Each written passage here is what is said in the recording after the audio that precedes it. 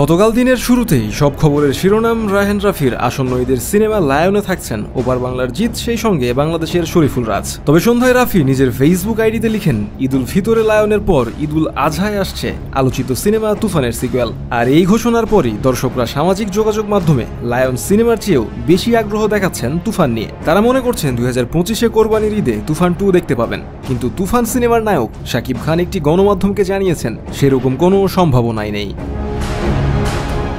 তুফান 2 প্রসঙ্গে শাকিব বলেন, আগামী বছর কোরবানির ঈদে তুফান 2 আসবে না, কোনো সম্ভাবনাই নেই। তিনি জানান, সিনেমাটি আসবে আরও পরে, তার জন্য লম্বা প্রস্তুতি প্রয়োজন। কয়েকটি দেশে শুটিং করতে হবে, প্রযোজকদের সঙ্গে আমার সেভাবে আলাপ হয়ে আছে। তুফান প্রযোজনা করেছে 3 প্রযোজনা প্রতিষ্ঠান, আলফা আই, চরকি ও এসভিএফ। প্রযোজকদের নিয়ে শাকিব বলেন, এই 3 প্রোডাকশনের সঙ্গে নতুন আরেকটি সিনেমার বিষয়েও আলাপ হয়েছে। সেই সিনেমার কাজ হয়তো আগেও শুরু হতে পারে। যেহেতু এখনো অফিসিয়ালি কনফার্ম হয়নি, তাই কিছুই বলতে চাই না। এছাড়াও শাকিব খান চলতি মাসের মাঝামাঝি সময়ে মেহেদী হাসান হৃদয় পরিচালিত বরবাদ সিনেমার শুটিংয়ে অংশ নেবেন, যেটি আগামী বছরের কোনো এক ঈদে মুক্তি পাবে।